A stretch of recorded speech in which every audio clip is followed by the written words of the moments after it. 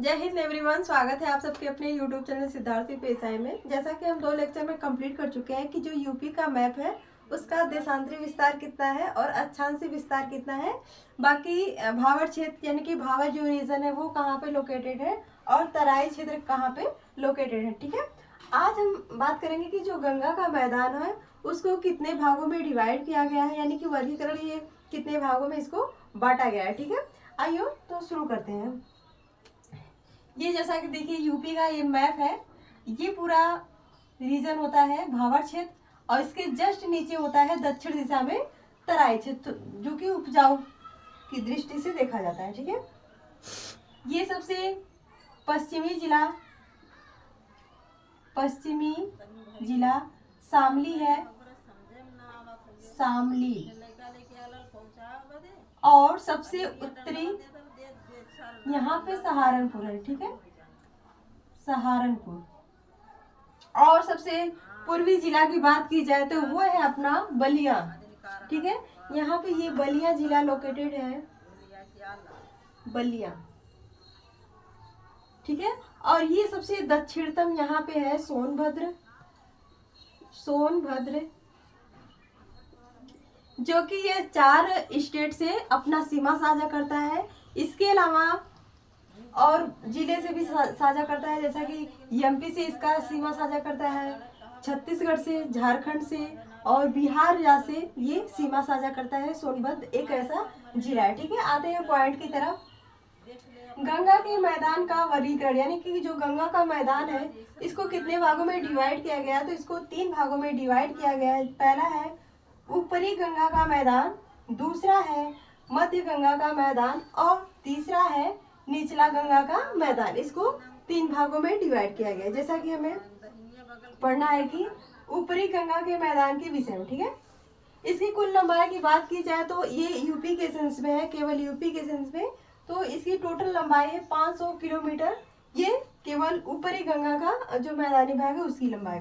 यहाँ की औसत जो वार्षिक वर्षा होती है वह 100 सेंटीमीटर से लेकर 120 सेंटीमीटर तक होती है। और बात की जाए यहाँ के जो ग्रीष्म काल के जो क्षेत्र होते हैं, ग्रीष्म ऋतु के जो क्षेत्र होते हैं, उनका जो तापमान होता है वह 34 डिग्री सेल्सियस से लेकर 38 डिग्री सेल्सियस तक पाया जाता है। वही बात की जाए शीत ऋतु में तो ये 14 डिग्री सेल्सियस से लेकर 18 डिग्री सेल्सियस तक इसका तापमान होता है। ठीक है,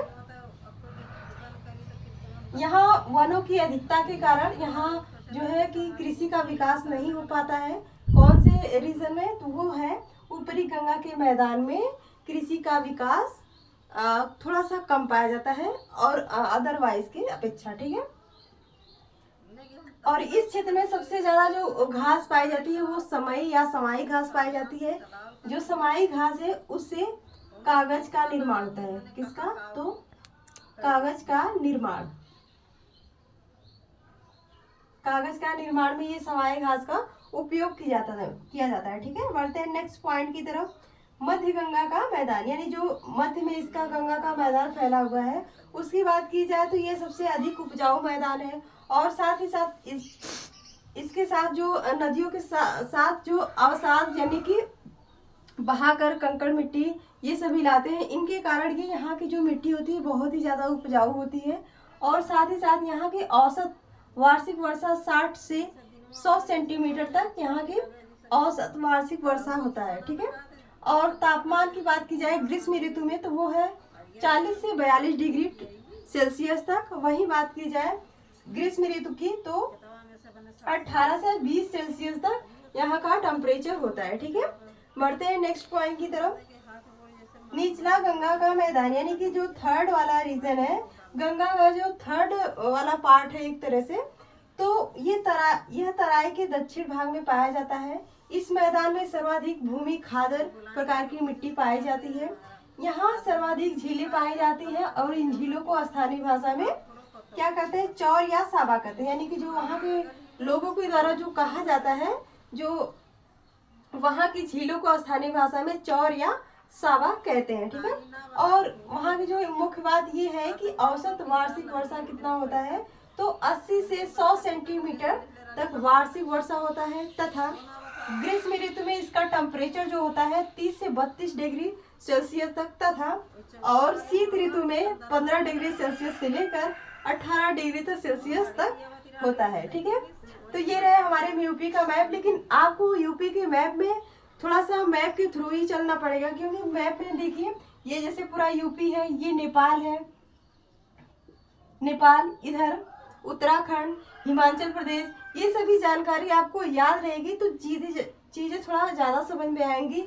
और एकदम दक्षिणतम में ये पूरा एमपी बसा हुआ है, और ये ललितपुर का यूपी का ललितपुर जिला ये पूरा जाके एमपी में अटैच होता है। ठीक है, तो ये रहे हमारे कुछ यूपी से रिलेटेड जीके। आपको ये जानकारी कैसी लगी प्लीज कमेंट करके बताएं, और थैंक्स फॉर वॉचिंग।